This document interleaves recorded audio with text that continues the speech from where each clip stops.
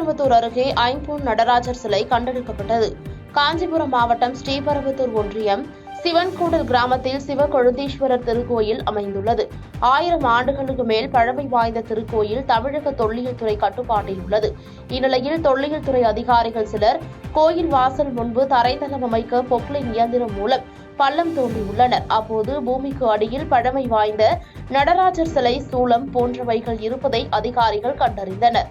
பின்னர் அதனை பாதுகாப்பான முறையில் மீட்டு ஆய்வுக்காக சென்னையில் உள்ள தொல்லியல் துறை அலுவலகத்திற்கு கொண்டு சென்றுள்ளனர். அதேபோல் பூமிக்கு அடியில் இதேபோன்று பழமை வாய்ந்த சிலைகள் இருக்கும் என தெரிவிக்கின்றனர்.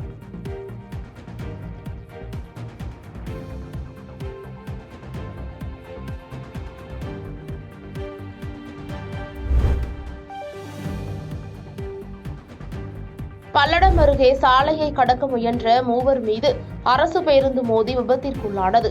திருப்பூர் மாவட்டம் பல்லடம் கோவை திருச்சி தேசிய நெடுஞ்சாலை லட்சுமி மில்ஸ் அருகே மூதாட்டி மற்றும் 2 சிறுவர்கள் கோயிலுக்கு சென்று வீடு திரும்பிய போது கோவை திருச்சி தேசிய நெடுஞ்சாலையை கடக்க முயன்றுள்ளனர். அப்போது எதிர்பாராத விதமாக அரசு பேருந்து 3 பேர் மீதும் மோதியுள்ளது.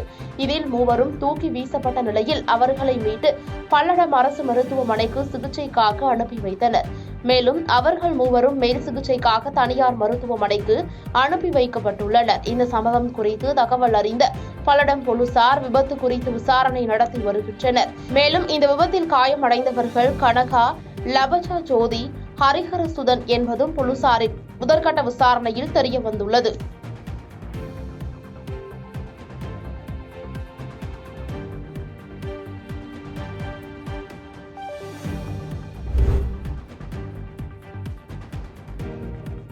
தமிழக முதலமைச்சர் திறந்து வைத்த மாவீரன் இரட்டைமலை சீனிவாசன் மணிமண்டபம் பெயர் பலகை இல்லாததால் பார்வையாளர்கள் குழப்பமடைந்துள்ளனர். செங்கல்பட்டு மாவட்டம் மதுராந்தாங்கம் அருகே உள்ள கோழியாளம் கிராமத்தில் பிறந்தவர் விடுதலை போராட்ட வீரர் மாவீரன் இரட்டைமலை சீனிவாசன்.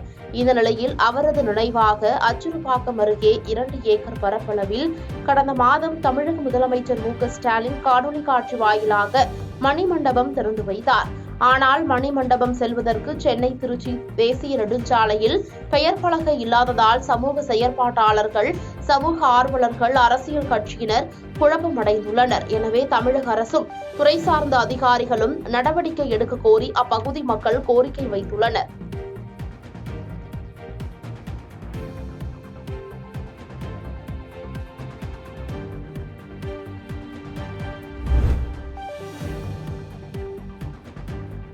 திருமயம் அருகே முளைப்பாரி எடுத்தும் கும்மி அடித்தும் பெண்கள் அம்மனை வழிபட்டனர். புதுக்கோட்டை மாவட்டம் திருமயம் அருகே அரசம்பட்டி ஊராட்சிக்குட்பட்ட மருங்கூரில் ஊர் ஒற்றுமைக்காகவும் மழை பெய்து விவசாயம் தழைக்க வேண்டியும் பாரம்பரிய முறைப்படி கும்மி அடித்தும் முளைப்பாரி கரகம் எடுத்தும் முத்துமாரியம்மனை வழிபடுவது வழக்கம்.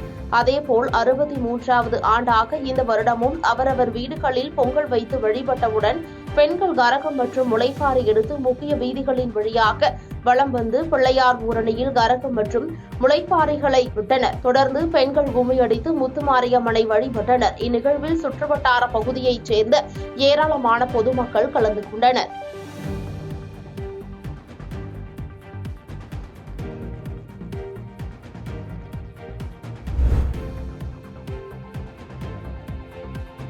ஒசூர் மலைக்கோயிலில் பங்குனி உத்திர திருத்தேர் திருவிழா உற்சவம் கொடியேற்றத்துடன் துவங்கியது. கிருஷ்ணகிரி மாவட்டம் ஒசூரில் மலைக்கோயில் என்று அழைக்கப்படும் ஸ்ரீ மரகதாம்பிகை சமேத ஸ்ரீ சந்திர சூடேஸ்வரர் திருக்கோயிலில் இந்த ஆண்டு திருத்தேர் திருவிழா வரும் 25ஆம் தேதி நடைபெற உள்ளது. இதனை முன்னிட்டு பங்குனி உத்திர திருவிழா உற்சவமானது கொடியேற்றத்துடன் துவங்கியது. பின்னர் உற்சவ மூர்த்திகளுக்கு வெள்ளி கவசம் சாத்தப்பட்டு மலர் மாலைகளால் பிரம்மாண்ட அலங்காரங்கள் செய்யப்பட்டு சிம்ம வாகனத்தில் அமர்ந்து அருள் பாலித்தனர். தொடர்ந்து பாரம்பரிய மரபு வழி வெள்ளாள கவுண்டர் சமுதாயத்தை சேர்ந்தவர்களின் முதல் நாள் உபச்சார பூஜைகள் நடைபெற்றன.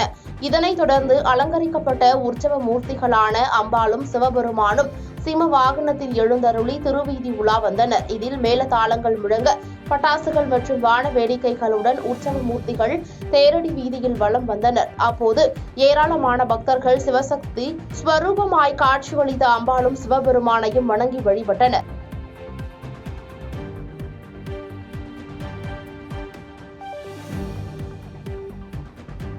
பாதகம் செய்பவரை கண்டால் நாம் பயங்கொள்ளலாகாது பாப்பா.